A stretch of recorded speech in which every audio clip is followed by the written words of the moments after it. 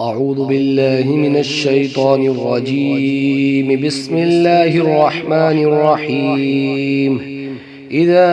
وقعت الواقعة ليس لوقعتها كاذبة خافضة رافعة. إذا رجت الأرض رجا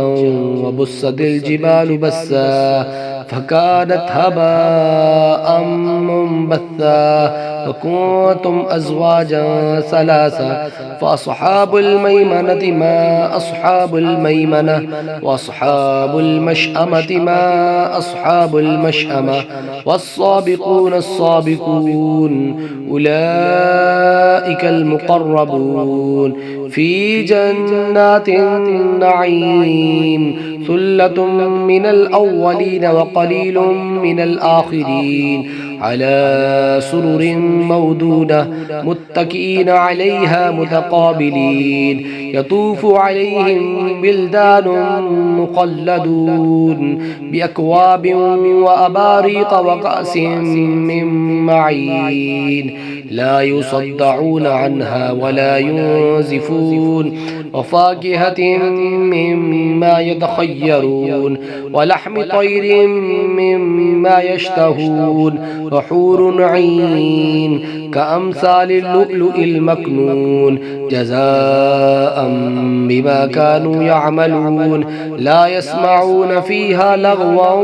ولا تأثيما إلا قيلا سلاما سلاما وأصحاب اليمين ما أصحاب اليمين في سدر مخضود وطلح منضود وظل ممدود وماء مسكوب وفاكهة كثيرة لا مقطوعة ولا ممنوعة وفرش مرفوعة إنا أنشأناهن إن شاء فجعلناهن أبكارا عربا أترابا لأصحاب اليمين ثلة من الأولين وثلة من الآخرين وأصحاب الشمال ما أصحاب الشمال في سموم وحميم وظل من يحموم لا بارد ولا كريم إنهم كانوا قبل ذلك مترفين وكانوا يصرون على الحنث العظيم وكانوا يقولون أئذا متنا وكنا ترابا وعظاما أئنا لمبعوثون أو آباؤنا الأولون قل إن الأولين والآخرين لمجموعون إلى ميقات يوم معلوم ثم إنكم أيها الضالون المكذبون لآكلون من شجر من زقوم فمالئون منها البطون فشاربون عليه من الحميم فشاربون شرب الهيم هذا نزلهم يوم الدين نحن خلقناكم فلولا تصدقون أفرأيتم ما تمنون أأنتم تخلقونه أم نحن الخالقون نحن قدرنا بينكم الموت وما نحن بمسبوقين على أن نبدل أمثالكم وننشئكم فيما لا تعلمون ولقد علمتم النشأة الأولى فلولا تذكرون أفرأيتم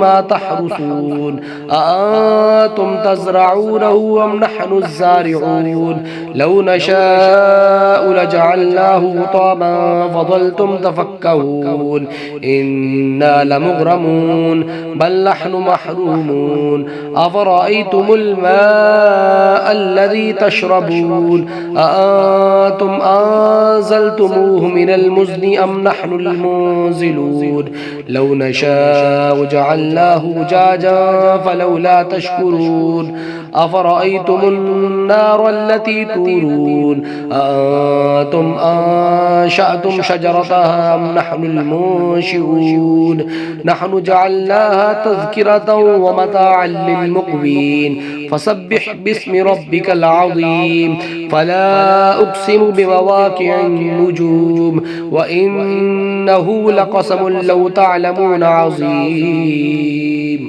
إنه لقرآن